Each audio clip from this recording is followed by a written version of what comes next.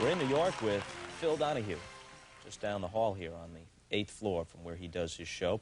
Andrea, you are a man. Yes. And you think you believe you're a man. Well, when it comes down to the brass tactics, I am actually a man. When I was a guy, I liked women. When I was a woman, I liked men. When I watch a lot of your shows, I begin to feel that I'm the abnormal one, that all these weirdos you bring on are normal. Sometime in the near future, some husband's going to say to his wife, well, do you want to tonight? And she's going to say, well, I don't know, do you want to? And I said, well, okay. And you got to go and put in the cassette, undo the ceiling mirror, get the oils and the herbs and the spices, and then when all that fails, you plug in the good old vibrator. Isn't there a danger with some of the topics, even though they may be interesting, and even though the individuals you have on the show that day may in fact be representatives of that particular topic, a danger of creating the idea that this is part of a larger syndrome when in fact they may be freaks? You know what I mean? All right, here are 5 Nazis, right. And the impression is created that there are 5 Nazis in your town. Here are 2 interracial lesbians looking to adopt a Chinese child and then try and become priests, and they're barred from doing that by their church. I mean, this may be interesting, but it's more like tales of the bizarre, yeah, rather than, hey, this is what's happening in America and this is just the tip of the iceberg. Right. First of all, there are probably 5 Nazis in your town, at least. That's a problem. White supremacists have been unusually successful in recruiting on college campuses today. America has a very large unresolved problem, and it's called racism. And it lives, and I think we're running full bore away from it rather than meeting it head on. We had a biracial lesbian couple who artificially inseminated the black woman with the sperm of the white woman's brother. And they had a biracial baby. And incidentally, the baby was gorgeous. I think we have to presume a certain amount of common sense on the part of the audience. I don't think people out there watching that program said, oh my God, we're going to have a biracial couple, lesbian couple next door to us. Or that these people are everywhere. But it did get into lesbians, sexuality, what makes us who we are, why are we this way, when did you first realize, are you the boy and she's the girl, and who decides? What about artificial insemination? This is a piece of reproductive technology now that's now available to people. So I thought it was I watched the whole show, and I thought it was very interesting. We did have some general managers some of whom had no pulse at the end of that program. But America's still standing. And I think television's problem is not controversy, it's blandness. And I think anybody who can push against, if you can successfully push against those invisible barriers that I think we tend to draw around ourselves, I think that the television and the viewer are the beneficiaries of it. How often has it happened through the years where affiliates have yanked the show, or station managers incensed enough to fly to New York or Chicago or Dayton, wherever you were, and personally confront you? No, we've had our problems. We've been canceled for political reasons, more often than not. So it's much more likely they'll cancel you because you put on an interracial couple and that offends the political or sociological sensibilities, rather than if you put on something that they think is in bad taste. We had a station that wouldn't carry Dick Gregory 15 years ago. Uh-huh. Our Las Vegas station canceled a show we did on strippers. Figuring, rightly, if they can get it for free, they won't come to the casino and pay for it. I called the guy, because I always do, I really get into it. You know, incidentally, it's their call. There's nothing illegal about, we give them the show. They don't have to air it. And I think that's a pretty good way to do business. That's the way it works. And remember, it's working one at a time. So I don't have one vice president who can kill me all over the country. I got a guy maybe in Indianapolis who'll cancel me, but I'm still on in Peoria. I don't want to be canceled, and we don't get any joy in making people angry and getting canceled, but I always get into it. At least I want them to know that I'm watching. I called the guy and said, how could you Las Vegas, you're telling me that this is not it? And I walked right into his trap. He said to me, I want you to know that there are more churches in Las Vegas per square mile than you'll find, and many of the women who work here at night in the big shows where they might be topless are women who take their children to Sunday school. And he gave me this big speech about First Baptist Las Vegas, and I shut up. I mean, you know, I said, okay, you know, you did it, it's your station. How often, when the show goes off the air, and the way the show most often ends is the conversation seems to still be in progress and the credits are rolling and we're left with that, how often does the conversation actually continue? Oh, often. That's an effort on my part to you. I always thought that the long applause and the credits and the people are starting to... I always thought that was a waste of airtime. This is a very valuable asset, you know.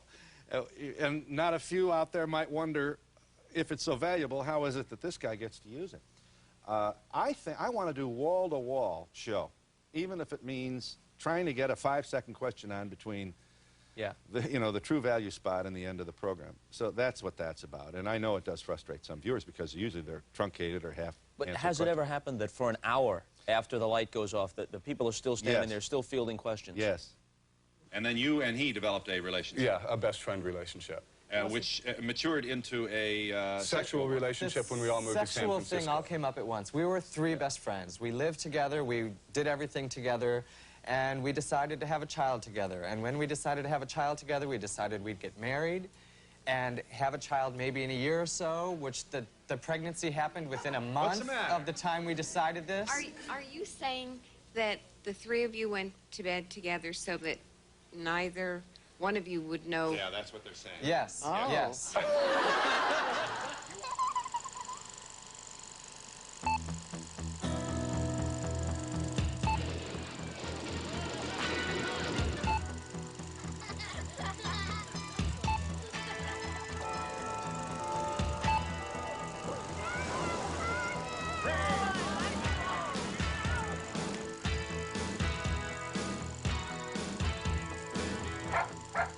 More on later, right after this. People talk, at least they used to, about Donahue as a political figure, Donahue for Senate. Was that ever something you seriously considered? Well, Mike Wallace asked me that question once on a 60-minute interview, and I said, you know, I'd like to be in the Senate. I look down there and see all those blue suits, and they're spending all this money to get in here. This must be must be a great job. And ever since then, I've been asked about this. I have no plans to run for public office. I am enjoying the Donahue show. We're even more interested now in doing it because we want to prove ourselves in this crowd of competing talk shows. And if I would run, I think the House may be more fun than the Senate. Once you're in the House, you're in for life. 98% of them get reelected. Well, that's also probably almost, you could almost say the same for the Senate. It's not quite as high, but it is true that 98% of the incumbents in the House get reelected. The Senate is a place, I think, that appears to drone on and on. There's an awful lot of wind in the Senate. The House is, because of its size, the rules are more strict, and you're obviously under more time constraints, and I think the debate moves a little more expeditiously in the House. But do I want to go from banquet to banquet begging for money? I'm not sure. Speaking of the House, wasn't it Robert Dornan who stepped up to the microphone and said that we all know that Phil Donahue is the leading anti-Catholic bigot in America? That's exactly what he said. And, I mean, Mrs. Donahue's little boy, Philly, never thought he would get mentioned from the well of the House. And I was rather flattered by it. I think Bobby Dornan wants his own talk show. I think that's his secret. Did he wind up on your show yes, as a result? Of course. Obviously, I put him on immediately and showed the tape. What made him say what he said? What irked him? Well, he's a very devout conservative Catholic, and I have had more than a few things of criticism to say about my own faith, the Catholic faith. I think much of what we have in the Catholic Church today is not divinely inspired. I think the Catholic Church has a lot of answering to do about divorced Catholics, to name just one group. I think the Church is legitimizing homophobia the way it treats gays. Women and clergy. And women, and so I merely, you know, I merely stood up 15 years ago and said, wait a minute, I went to Notre Dame, I'm not going to just kneel down and pray, I want you to know how I feel. And I started popping off, and obviously I upset a lot of people. Are you a practicing Catholic? You go to church? No, I'm not. I don't go to church regularly. But I did have 16 years of Catholic education, and it's not anything you'll ever walk away from. And I'm honest enough to say that if I ever get hit by a car, I'd want a priest there, and a busload of nuns too. How about the most gratifying guests? And again, it's hard to get the list down to just a few. You know, there's been so many moments in the 21 years we've been on the air. I will never forget a program where we featured everybody in the audience. The audience was made up entirely of married couples who had lost children. And I'm father 5, so, you know, after that show, I started counting my blessings. And I remember watching them hang on to each other, and I learned a lot about what, you know, this tragedy can destroy a marriage. A lot of people think if you hit it, if something like this punches you in the nose, you hang on tighter. And that often happens, but not always. And to see these people hanging on to each other, one woman stood and she says, they never talk about Bobby. They never talk about him. It's like he never lived. And we have a couple that has his picture on our TV, on their TV, and we're very pleased. And the woman said, I know what you mean. You talk about Bobby, and if you cry, you cry. I felt the show just transcended the tube. I'll never forget it. That happens to be the first show that comes to mind when you ask me that kind of most or best or worst or most memorable. That one pops up. You spent 3 or 4 hours with Albert Speer. Now, here's a man in the tightest of Hitler's inner circles. And, of course, he sat there and denied that he had knowledge of the specifics that were going on in the death camps, and you challenged him repeatedly on that. There's a great line about the banality of evil. Did you find that, looking into this man's eyes, that you wanted to see something that was demonstrably the face of an ogre and you couldn't find it? Yes, I felt, I started to like him, and I felt very conflicted about that. Here's a man who did tell the truth at Nuremberg, who essentially said, you got me, who served 20 years. His wife waited for him at the gate as he came out. I think his books, Inside the Third Reich, he wrote a couple in prison on toilet paper, I think his books were an honest effort to share with the world how could this happen. I also think he was anti-Semitic, and he was 70 when I interviewed him, and I don't think that's what makes racism so insidious. It's a lot like cancer. You don't always know you have it. I think he was bobbing and weaving and really convinced himself that he didn't have it. But I'm very proud of the 104 minutes we taped with him. He's now dead, and I think I've told the Museum of Broadcasting, look, this is a little self-indulgent of me to say this, but I think this ought to be in your library. Because I don't know of any other interview with Speer that is that extensive. He was with Eva Braun and Hitler the night before they committed suicide. And didn't Eva Braun take him into a room separately? Well, he saw Eva, they opened some champagne, and Eva said, Eva Braun, he was English as a second language, you know, and she was not a beauty. She was pretty, but not a beauty. And she said, why are they fighting? It's over. I said, did she weep? He said, no. I said, did you say goodbye to the Fuhrer? He said, yes, I did. I said, what happened? He said, I shook his hand, and his handshake was very limp. And the next day, Eva, Adolf, and the dog were dead. When you interviewed Reagan, I guess in '77. 6. Did you have the feeling as you sat there that this man could be president of the United States? I think Ronald Reagan is as charming a human being as ever walked the face of the earth. Ronald Reagan could come to your place for dinner tonight, and your father would feel welcome. No question. It's amazing. All they say about him is true. He is the single most charming person you'd ever want to meet in your life, and he has spent more money than any other single human being in the history of the universe. And he will leave office, you know, with the helicopter and the waving. And I think we're going to look up and wonder how in the world this happened, that we could have actually used our credit card like this without any thought to how we're going to pay for it. Phil Donahue, back after this. Eva Braun asked me to come to her in her small private room, and she was very kind, and she said, you haven't eaten anything, I guess, and she, first of all, like a good housewife, she gave me something to eat, And then she ordered a bottle of champagne, and we drank a bottle of champagne. Just together. the two of you? We two together, yes. Did she weep? No. No, she, astonishingly enough, she was the only in this bunker who said to me, why all this nonsense with fighting? That's this over. Why do we fight? Eva said, why all the fighting? You mean, why all the fighting now that the war is over? Yes, she thought why they are fighting now. She didn't mean the war. She meant it's better to go quickly to an end. Did she know she was going to die? Yes. She said that? Yeah, she said it.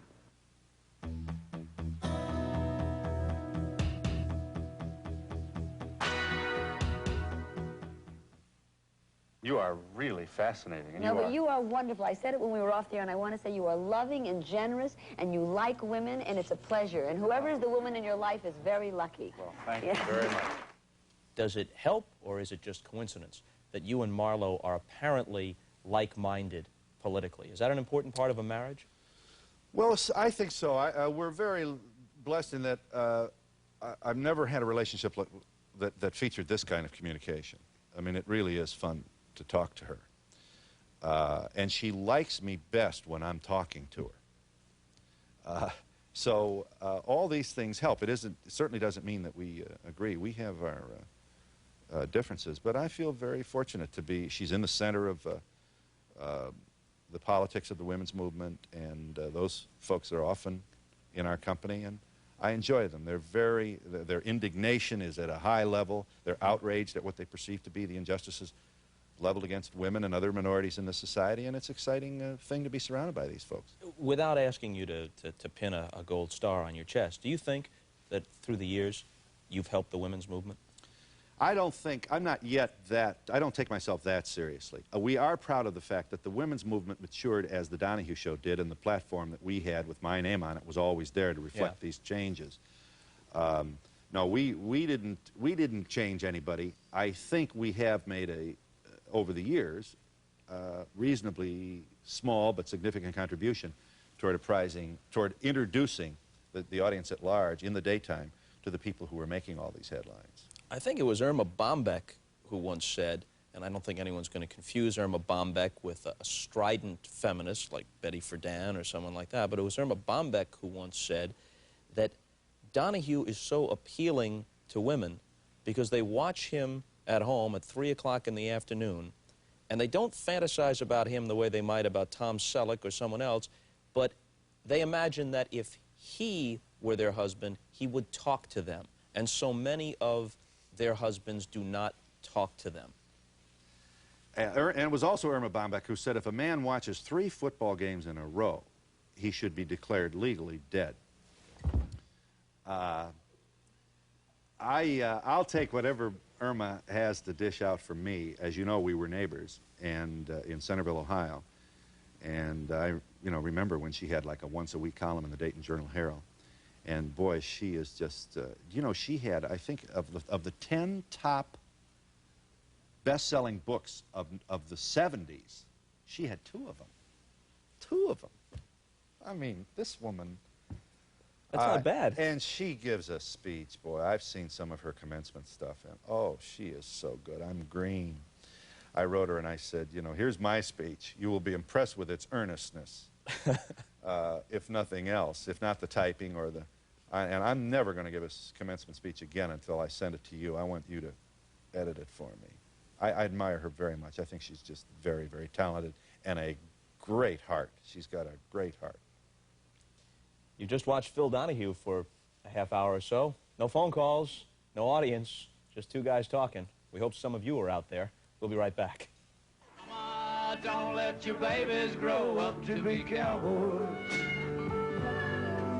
They'll never stay home and they're always alone.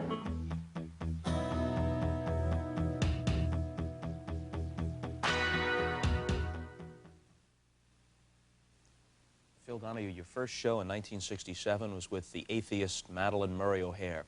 If you knew you were about to do your last show, your valedictory, who would you want to have as the guest? Well, I'd love to interview the Pope. I think he's a very powerful figure who is not exposed to the same checks and balances. I think the Pope ought to hold a news conference once in a while. He doesn't have to invite me, but he's a world figure.